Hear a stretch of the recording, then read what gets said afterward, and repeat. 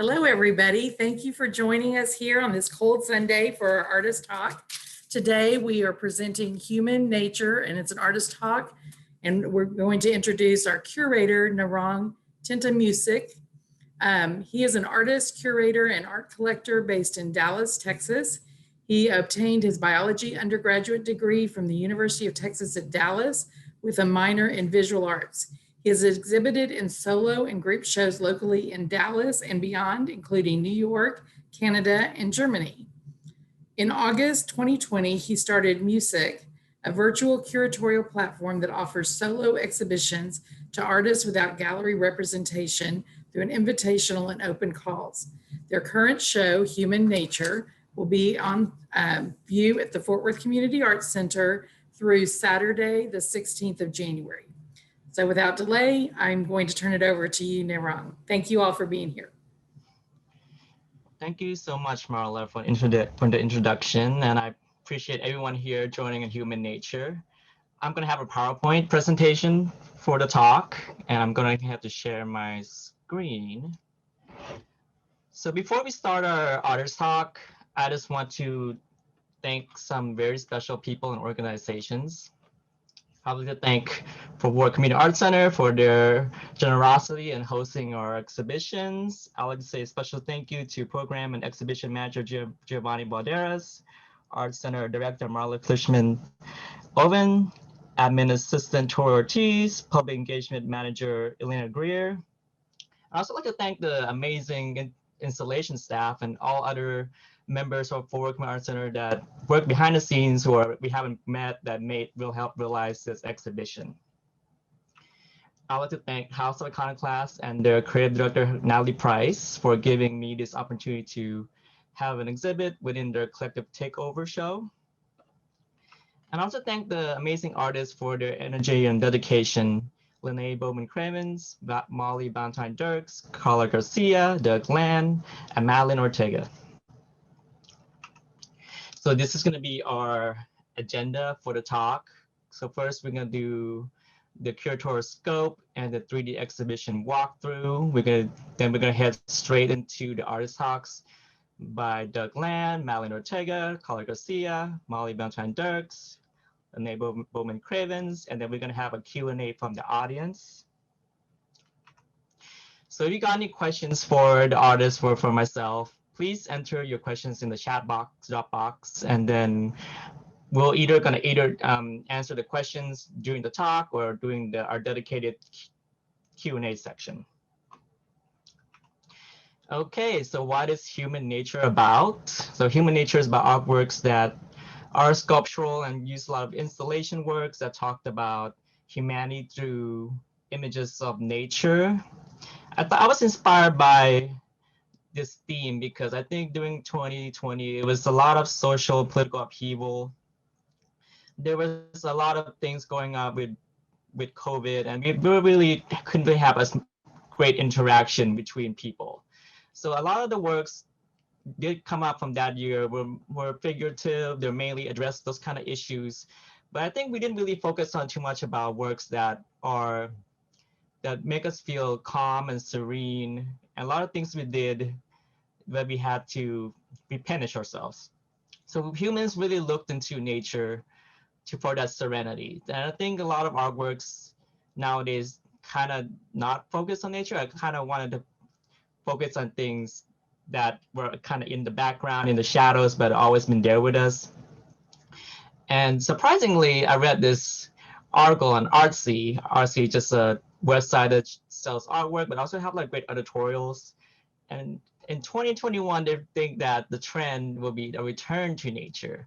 And in the article, they said that because of this whole situation with COVID and this relationships socially and politically have been so convoluted that people just want to go outside and experience things that are beyond these social infrastructures. So Artsy said there's going to be a trend in art that in 2021 there'll be a lot of things talked about nature. So kudos to the artists. Y'all been doing this before it is in vogue. So that's great. And now we have this 3D walkthrough created by our very own Lynné Bowman Cravens. And I'm gonna show y'all the 3D walkthrough right now. So here is our 3D walkthrough, and in front of me, it's the entrance from Forward Community Arts Center. And once you head from come up the door, you make a left, and this is human nature right here, kind of closest to the gift shop. And to my left, we have left and right, we have installation by Doug Land. As you walk in, then you're gonna have these two pieces here on the wall, and one piece on the floor here and one piece on the wall is by Madeline Ortega. As you kind of go straight here, you have pieces by Valentine Dierks, and then on to the left, you have this cacti installation by Karla García. Again, Molly's pieces on the right and Karla's on the left. And towards the very end of the exhibit, we have installation by Lynné Bowman Cravens. She had these mirror pieces here and some hanging fabric pieces in addition to these origami works here. And we're gonna go straight into our artist talk. So our first artist is Doug Land. Doug Land is a sculptor who is inspired by the functions and form of nature. He's currently pursuing an MFA in sculpture from TCU. Working in multiple mediums, he is considerate of the material source, its function, its lifespan, and the effects of time on the work. As a result, some works are made to be permanent, while other works are ongoing, and some are ephemeral. Hi, Doug. Hello. So Doug, could you please tell me more about this installation? I absolutely think that this was just like a reaction to the looming elephant in the room, which is COVID. And I was thinking, I've also been watching a lot of ancient history documentaries, especially with sort of all the new ones about these different Egyptian tombs.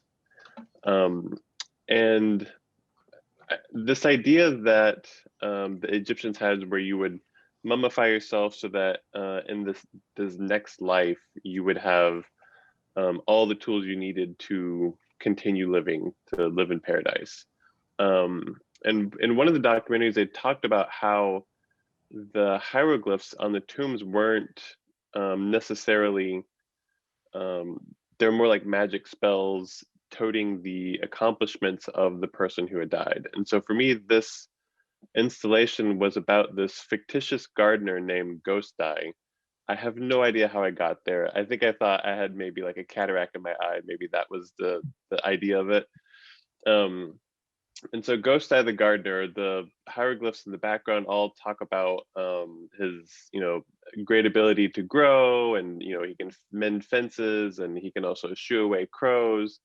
And so you can see that little figure where it looks like an eyeball and two little horns and two little teeth. That's the name of the gardener who's also decomposing in the box.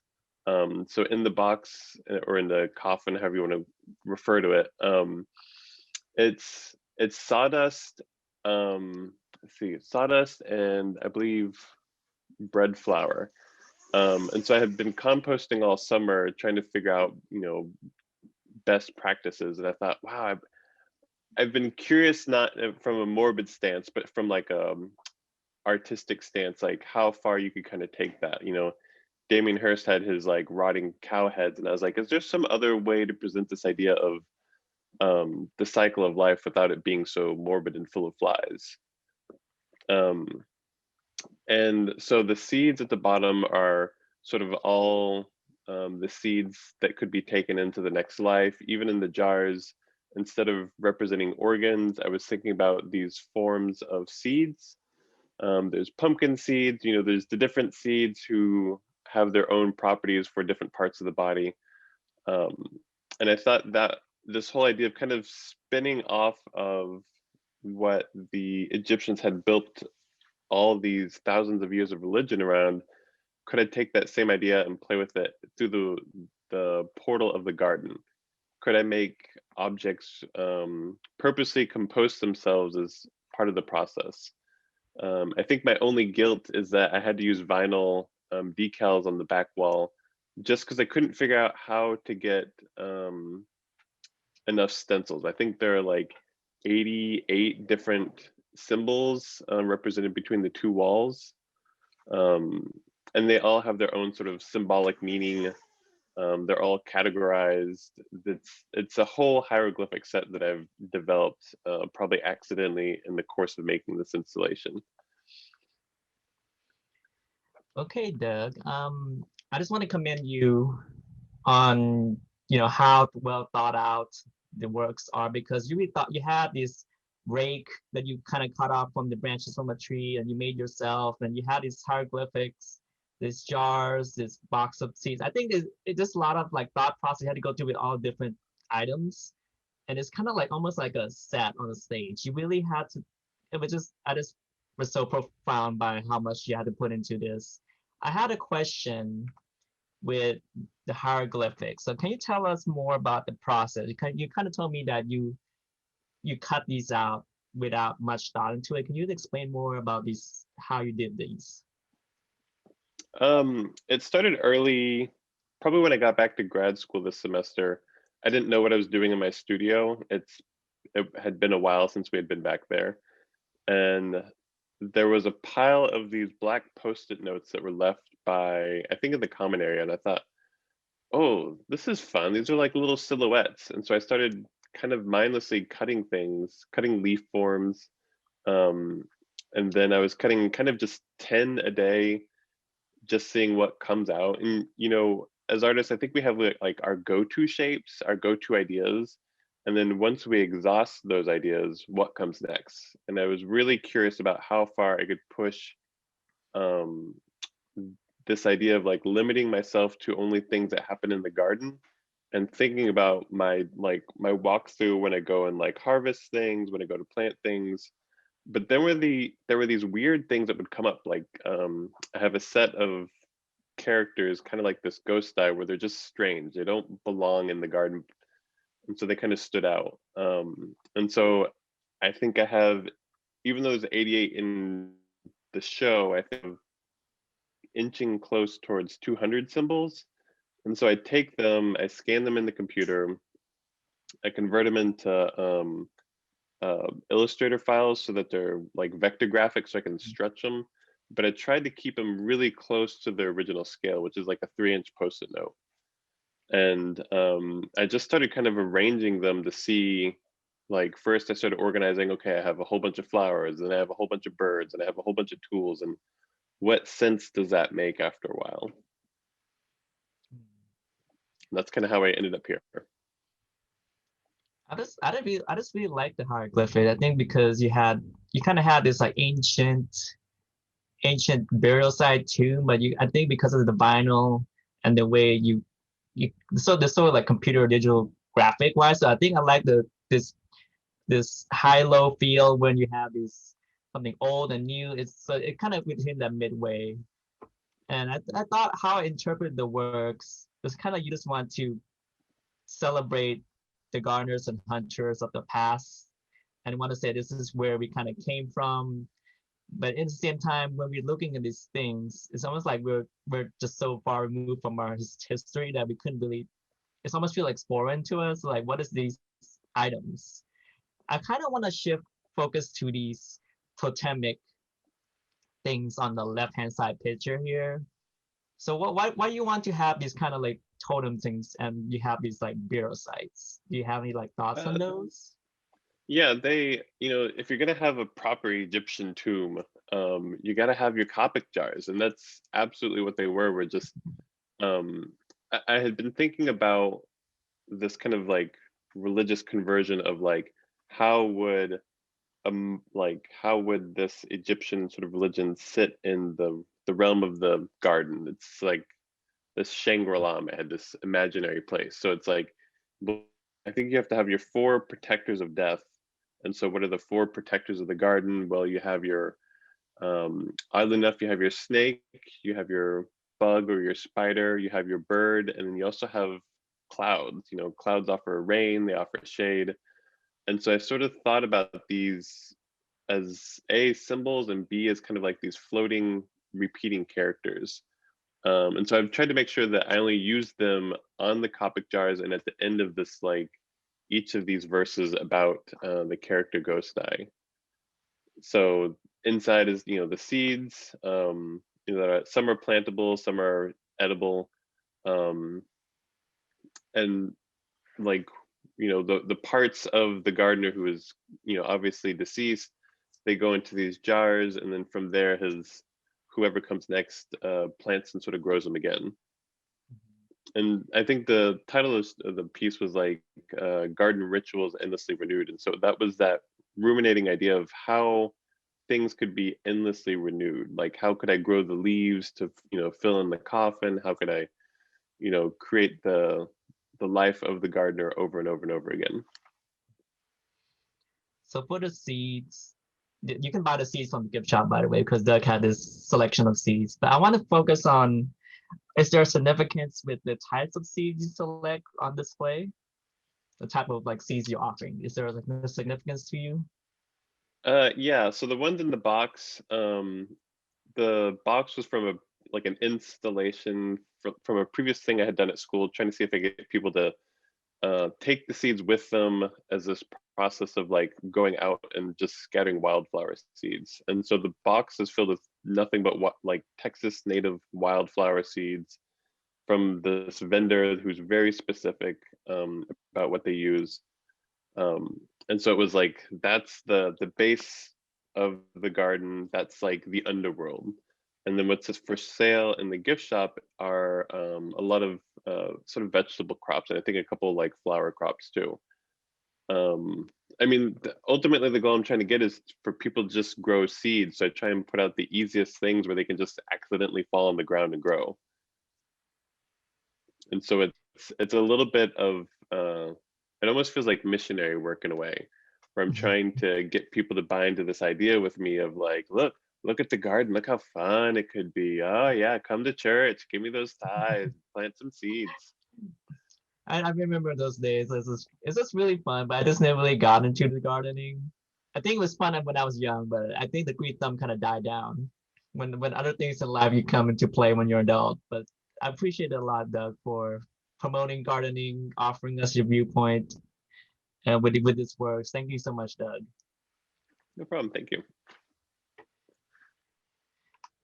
And now I would like to transition to Madeline Ortega. Madeline Ortega is an interdisciplinary artist living in Euless, Texas, who graduated with a BFA in glass at the University of Texas at Arlington, and is currently pursuing an MFA at TCU. Recently, her work has focused on the relationship between society, the environment, and how her heritage influences her personal connection to the natural world. Due to these interests, she integrates various materials with plant matter in order to create work about her background and being a product of European colonizers and indigenous peoples. Hi, Maddie. Hi. Okay, Maddie, I know we have two works here. You have one kind of on the wall and one on the floor, but can you just give us a general overview of your total installation? Yeah, sure. So I'll start with the one on the wall, which you can see here. I titled this one Burdened, and it incorporates iris plants, arrowheads, and a wooden shelf. The iris plants I cultivated from my mom's house, and they've been passed down in my family since they naturalize and reproduce over time. And so the significance of them to me is not only that heirloom aspect and them being in my family for a long period of time, but also the significance of them being a plant that is not native to the United States. And so for me, they symbolize the European side of my background. Since they're not a native plant, they have been naturalized in the United States, and now they can continue to grow over time and reproduce, which is something that's interesting to me because they can, over time, morph into a different variety of plant.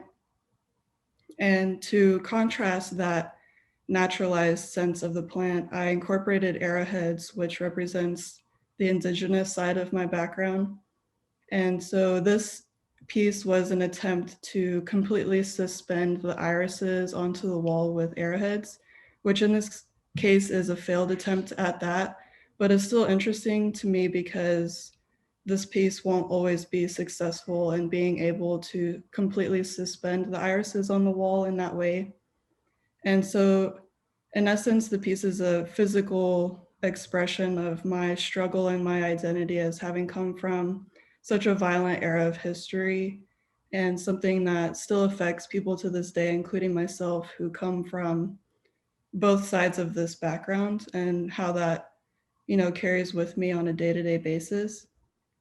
And then the next piece, the floor one, incorporates the same iris plants that I took from, this time I believe these are from my grandma's house, but it's actually my mom's mom, so it's still the same variety of plant from the same original one, whichever one that came from my great-grandmother.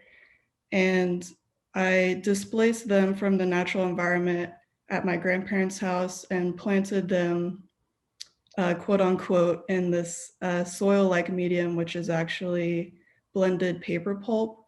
And I made the paper pulp from books that contain information which can be in alignment with my own views of my background, or biased information about colonization and that era of history, which I've combined together and blended all together to create basically what is a thick piece of paper on the floor. And you can see pieces of text by the iris plant there on the bottom. And I left this outside to weather over time, and they're still gathering energy from what is stored in the rhizomes. So they're still technically like growing over time, which is why they're still green. And yeah, I think that's it. I want to ask you a question regarding this piece. Um, how did you make transform the book pages into the pulp? Sure. So basically, I go out and I find all the books that interest me in some way. So like I said, they have some kind of biased information, or they have specific information about my background and how that relates to me. And I'll take the bindings off of the books and strip down any kind of glue binding that may be residual on the paper. And then I'll either soak the paper over time to help break it down, or I will physically tear each page apart until they're all small pieces. And then I'll let that soak for a good amount of time until the paper is broken down enough to be blended. And then I just have like a kitchen immersion blender, and I'll use that in a big bucket and blend the paper pulp together until it's almost an even consistency. So I kind of assume that when some of the words are legible, I think it's more like a chance, like just risk. Like you don't really chose which ones you kind of wanted to pop out. Maybe some of them pop out unintentionally. Is that correct? Yeah. Previous works to this, I actually did place certain information so that it was legible and became more significant. But in this piece, I believe it was entirely chance as to what is, more emphasized in the piece. And I think I just poured the paper pulp out onto the screen, and whatever is laying on the surface was completely by chance. The reason why I picked your pieces in this exhibition, because I just thought, I think your pieces are the most humble and reserved, to where I think a lot of people just go through the exhibit and thought like, oh, they're just plants on the shelf, they're just plants on the floor. And even like some people just kind of comment, oh, they're just just like artistic debris. They just didn't really thought too much about these works in the exhibit because the other ones are really, really like grand, they're bold, they're colorful. But when you see something this natural and people just kind of overlook it, does play off your practice, considering how a lot of these plants that aren't indigenous to the land we live in right now, but then become so naturalized that we just never really thought about it or didn't think too much about the history. So it's just the humility of your works. I think also the conceptual strength. I think that's why it kind of shows it. Yeah. And I liked what you were saying earlier too about, during COVID, it kind of led everyone outside to, explore their surroundings and their environment. And that really, that I did the same thing. I was going outside, looking at my surroundings, and, these things started coming to my mind like, well, this plant was brought here by somebody. It wouldn't, it exists here for a certain reason. And so that really led to a lot of the work that I'm making now because of that. And because of, me having to stay at home and realize all of these things in my garden and how that relates to me personally. I kind of want to shift gears a little bit and expand towards your overall practice. You kind of had considering me, like I have a scientific background, a lot of the things you did are very laboratory kind of experimental focus. So when did you start want to transition from just like a general artistic practice to something a little bit more like scientific? When do you start having this shift in your practice? I think it was probably when I was at UTA pursuing a glass degree. Glass is it can be a very scientific medium, blowing beakers and things like that. It can be, I can go down a scientific path with that. And I really started to look at glass as a vessel and what that means, in a lab setting. And I slowly started incorporating plants just because I enjoyed it and my undergraduate journey. And I think when I went into grad school, it just kind of exploded. Like, I really enjoy this scientific speculation of things, looking at things closely, and everything that comes with science and observing something and how I can incorporate that into my work. Mm-hmm. Yeah, unfortunately, we don't have any glass pieces here, but I kind of liked, instead of your other pieces that you had in your studio, they're more like encapsulated in these mini microenvironment, but I like this more open, nonchalant kind of feel in your works. Maddie, do you have anything else you want to talk about with your works? No, I think that's all. Well, thank you, Maddie, so much for sharing with us and contributing to the show. I greatly appreciate it. Thank you so much. Thank you. Okay, now we're going to move to Karla García. Karla García is a Mexican-born, American-based artist that creates installations and sculptures with clay, found objects, and other materials symbolic to her Mexican heritage and migration. Karla's current body work is part of her Home and Land project, which includes a series of cacti forms inspired by the desert landscape of her home at the US-Mexico border.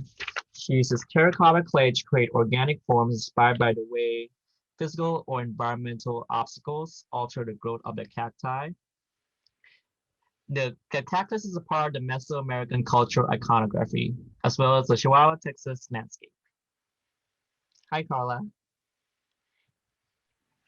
Hello. Okay, Karla, can you please tell us more about your installation? Yeah, so like you said, this this body of work is started as an exploration of the cacti forms displaced from their environment. I started to make them at home, and I started to photograph them in my home setting.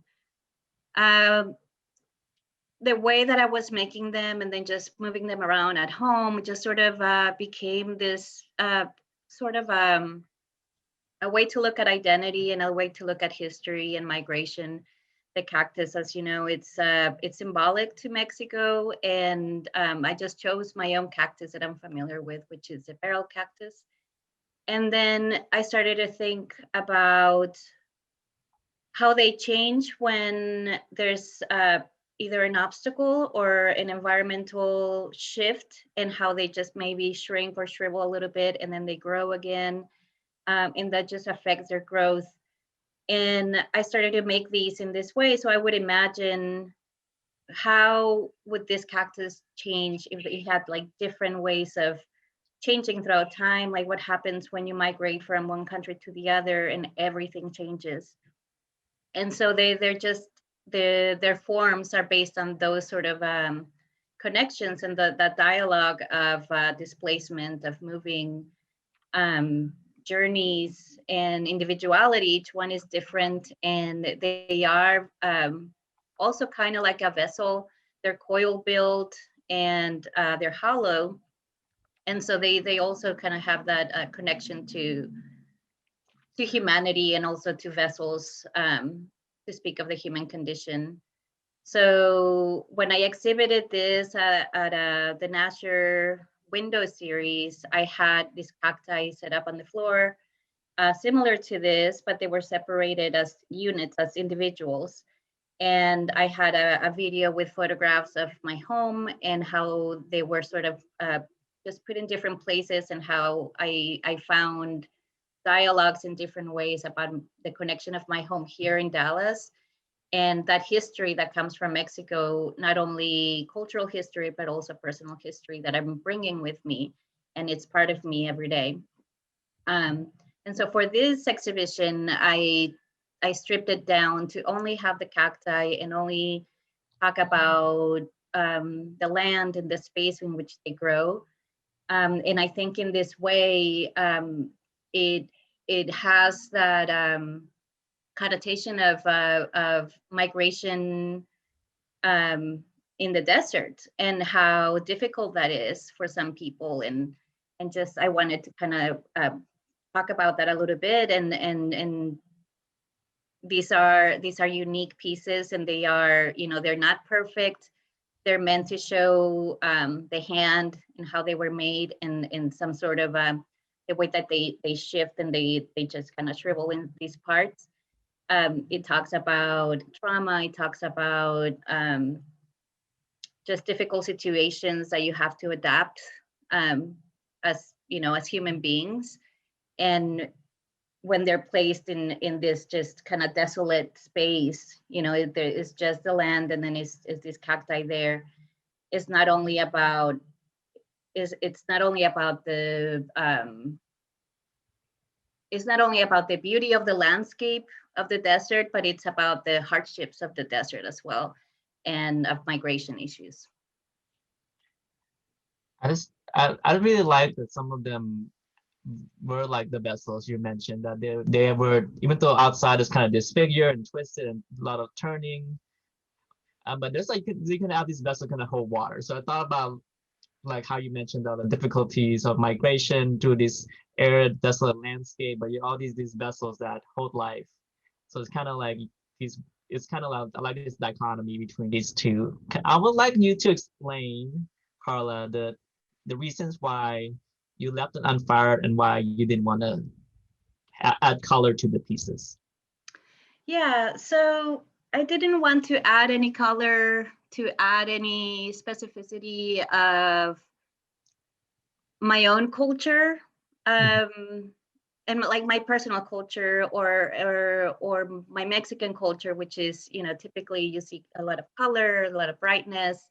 And for these, it was more about just sort of that core emotion and that core humanity that I wanted to talk about. So I stripped it away from color. I didn't add any detail of the cactus needles or the spines, and just left them bare and left them minimal. And they sort of speak of fragility and being, of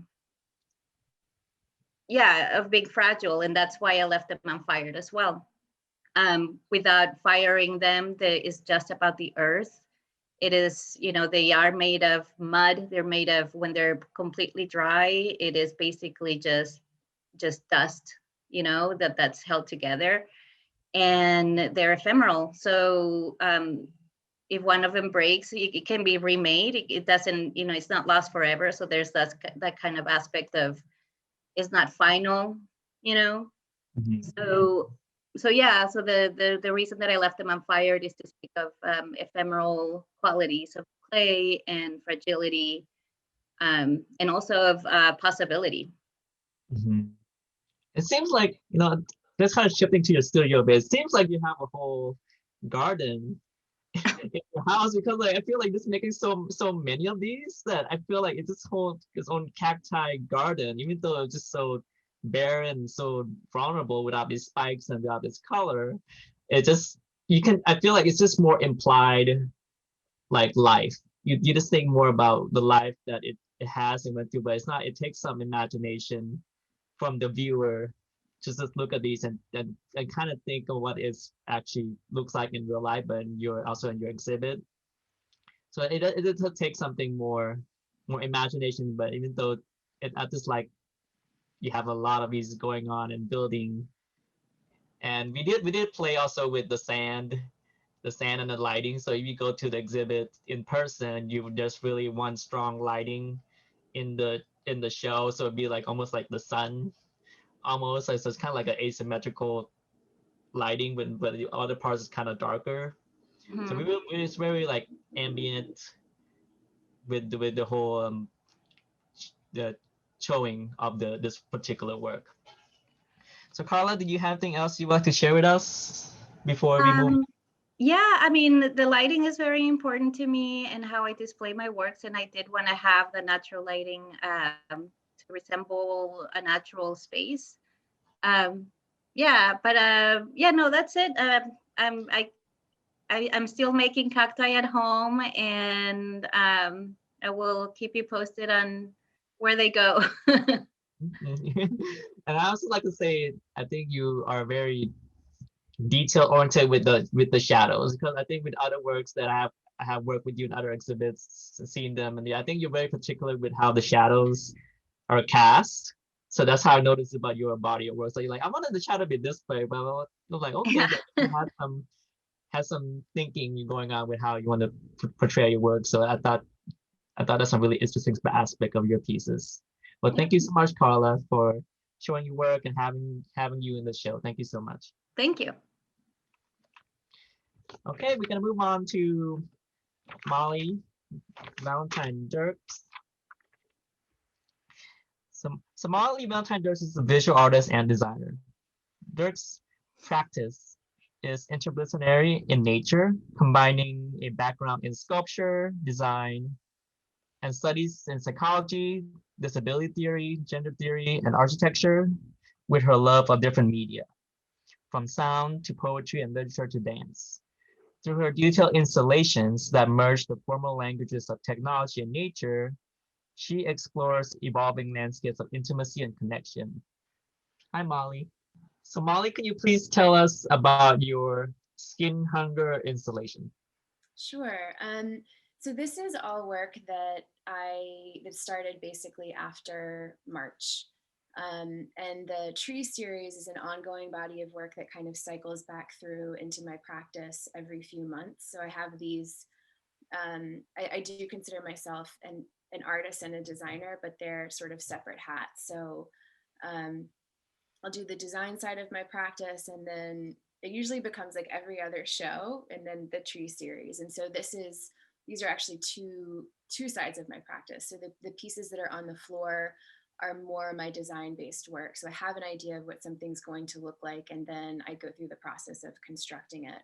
And a lot of times that process will mimic what I think of as maybe making conditions in like the industrial world. So the piece on the left on the floor is about 3 feet wide, maybe a little bit under 2 feet tall, and it's covered in something like 5,000 or 6,000 silk flower petals that I got online on Amazon. I don't know who made them or where. I mean, they came from China, but I think that's so fascinating, this the fact that we have an entire industry around mimicking nature.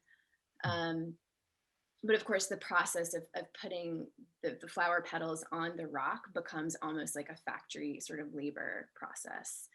And so after a while, that's really wearing. And then I usually turn to my tree series. And for that series, which is in the background on the pedestals, these are a very different, like a very different process of making that feels a lot more embodied in some ways, because if I need to go outside and collect branches or find natural materials, then that's folded into the process. So there are like tiny little mushrooms that I will get off of logs, and then I'll mix that with things that to me mimic nature, but are absolutely synthetic.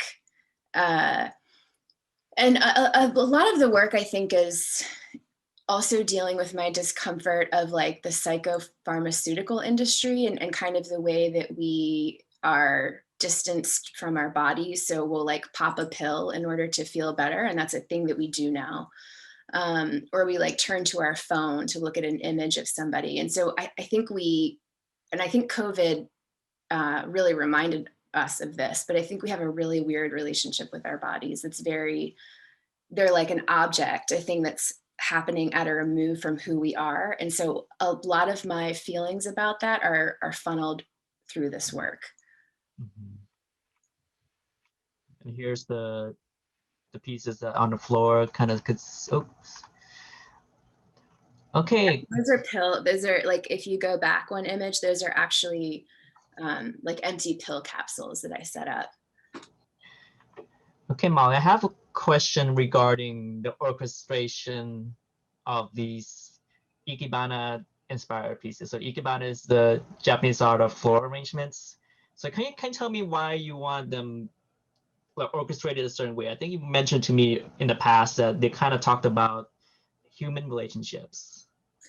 Yeah, so I'm really interested. So each of these branches, I don't think there's a single branch in the whole series that's an actual branch that I found in nature. They're usually branches that are Frankenstein together to get like a really specific curvature. And so I think in this, a lot of what's happening in this work is the way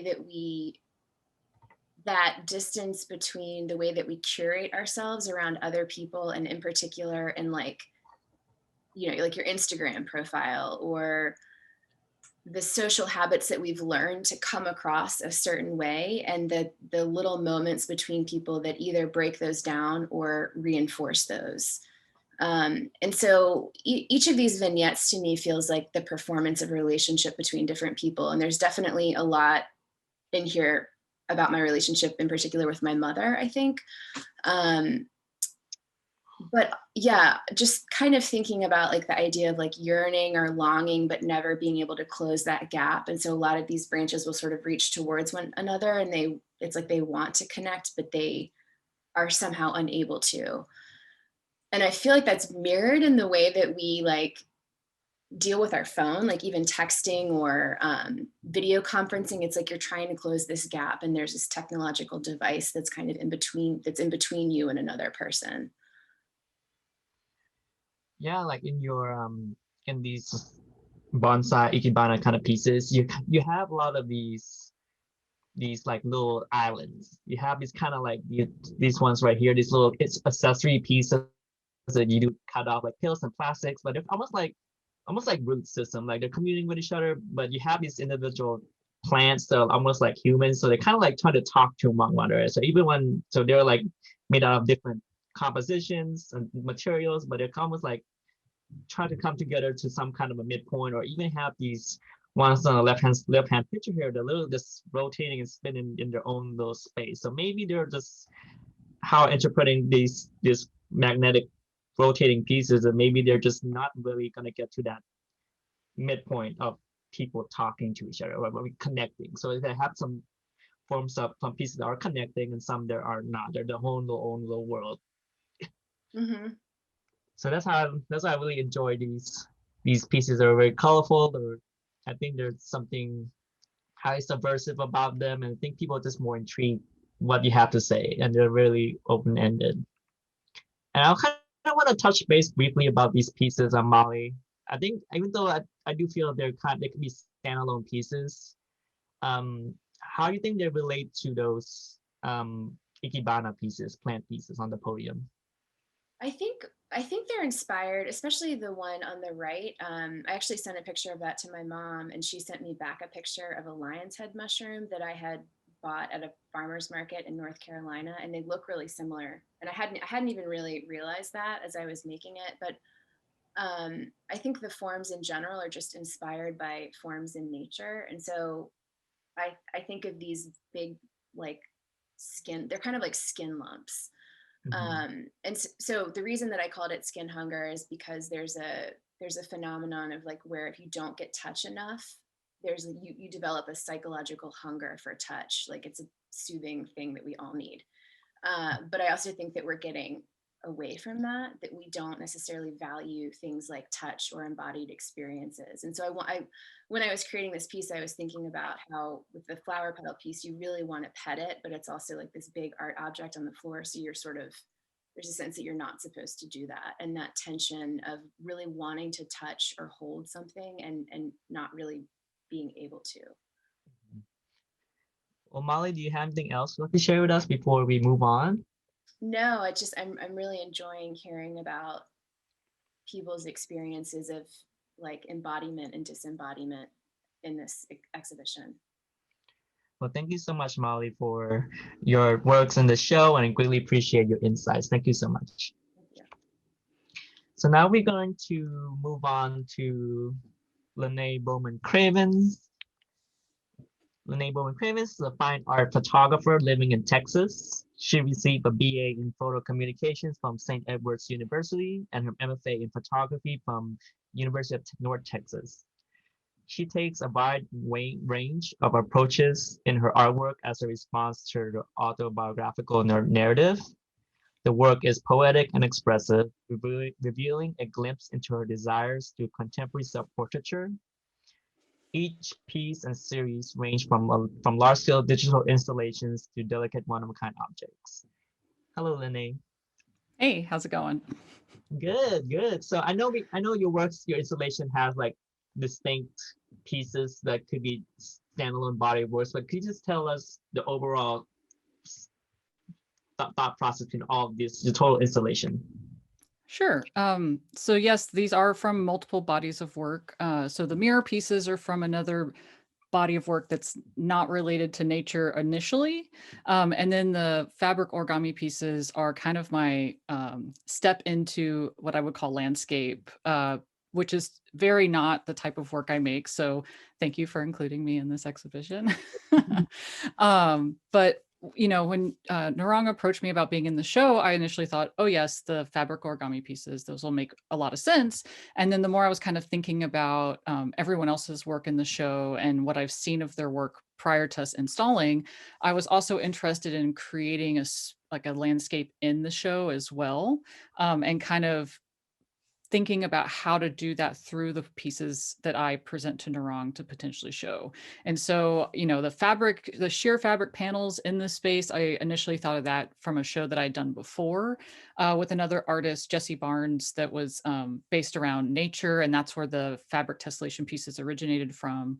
But we had done a fabric installation as well, where we laser cut some fabric, we hand dyed things. I did print a few because these are photographic prints on sheer fabric that I made. And so that was kind of like the first experience of like, okay, let's make an actual full installation. And so with this, I wanted to kind of continue that idea of like adding to the space and create a landscape inside of the gallery with my work. And then the mirror pieces come into that because with that work, even though it is the body that you're primarily seeing in this, it becomes like another dimension, like another landscape that's unreachable because of this, you know, glass mirror substrate. But, you know, looking at the pieces, they're photographs of my body parts that I've, you know, taken Photoshop to create these compositions and then had printed on glass or a mirror. But as a viewer, when you're looking at it, you are reflected into the piece. So you become part of that composition. And so with the installation overall, I was wanting to reflect the installation in the pieces. So you kind of end up with this landscape of the sheer panels and other artworks. So like the optic yield piece, you can see Molly's pieces reflected into it. So you're kind of getting not just my work, but everyone else's work who's in that kind of reflected field. And with my work, I primarily focus on the body and kind of my experiences and ideas and trying to express that through, photographs of my body and distorting it through Photoshop, origami, some sort of manipulation through layering. And for this show, I did want to bring that into the show since that is primarily what my work is about. So that was one reason I wanted to include these pieces. But all the photographic work that is of nature is actually from a trip I took to Panama. I guess that's been 3.5 years ago. Which is, such an unusual landscape for me. I'm born and raised in Texas. So the rainforest is just such a unusual landscape for me. And it was interesting because there's plants and animals and things that you've never seen before in our Texas landscape. And then there's things that are very familiar because we're not, there are some plants that do well in both of our climates. So you end up with some trees and plants that you do see around here. So, kind of thinking about migration patterns and things like that, especially with these two pieces.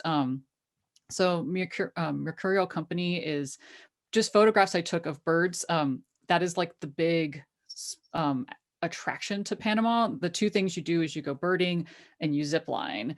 And we went during the rainy season, so it was not good for birding where you're actually photographing birds and trying to get these really beautiful images. As an artist, I'm like, I just want to take pictures of birds in a way that's maybe not what you're trying to get for, your bird collection of photographs. So this is photoshopped again. So photographs of birds coming to eat. And I don't know exactly what all of these breeds of bird are. I could definitely start looking them up. But I'm less concerned about with those details than kind of creating this frenzy of what it felt like with the feeding that was happening.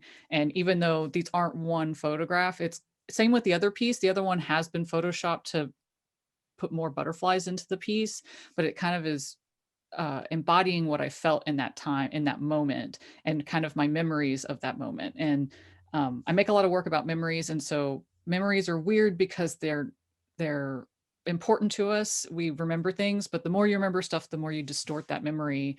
And and memories aren't necessarily reliable. So it's kind of trying to draw emotion out of those memories and create something that's realistic for my memories, but not necessarily representational of what was happening. Yeah, I really want to just play off your, statements regarding memory being a predominant theme in your works, because I think you have a lot of these pieces they're shared, they're transparent. So you really kind of look at something, but you kind of look through it, but not really directly at it. And you kind of have pieces that are bouncing back at you. And you have pieces there where you kind of look at it, it's kind of a lot of repetition and almost like, or it's with origami pieces. So it's not really a clear image in the end of the day, but you try to pull out things from your head. It's never going to be the same direct transcription from what you saw yesterday. So they're just almost like, they're not really quite what it appears to be. That's why I really like the dynamics of the pieces you have here. Even with these mirror pieces, I thought even yes, they're about like the body, the figure, but I really thought they were just more like stems or pollen or like trees or roots. So I think it plays off each other, especially have these kind of frenzy going on. So you have these like human plants, human limbs that look like plants, and you have this oversaturation of imagery in front of you with nature, and you have these sheer fabrics. So I think yes, there could be great standalone pieces, but overall it's just more like almost like a circle of life, cyclical kind of like dynamic between all of these sets you have. It's like almost like a giant play you're having with, even though you have different scenes going on. Right. Yeah, I wanted there to be the pieces can kind of be by themselves and they can live in their own series of work and in those ideas. But, I remember one of my professors saying, you know, as an artist, you make work about one or two things your entire career. And I remember at the time being like, no, like no, I make lots of work. And the older I've gotten, I'm like, oh no, I make work about like one thing, but it just comes across physically in different ways with different imagery. And, you know, I think this was a really interesting opportunity to kind of find put some work from different bodies of work into one show under a theme that's maybe not what some of it normally I would have thought it went under, but it totally fits as far as this overall exhibition. And the new mirror piece, Cascade, is really interesting because I've been wanting to make that piece for years, and it actually came from the show. The composition came from the exhibition I did with Jesse Barnes, and you can actually see this is the original composition. Because in the installation, we wanted to put the body parts in the fabric installation that we did, which was a mixture of unstretched canvas she had painted, sheer fabric, photograph fabric that we did. And by the time we finished all that, we're like, well, we don't need any of the limbs. Like we feel like it's done, which was a really nice spot for us. But I'd kind of already cut these out and just laid them on the ground in preparation for peeling the back off to put the sheer arms and legs into the show.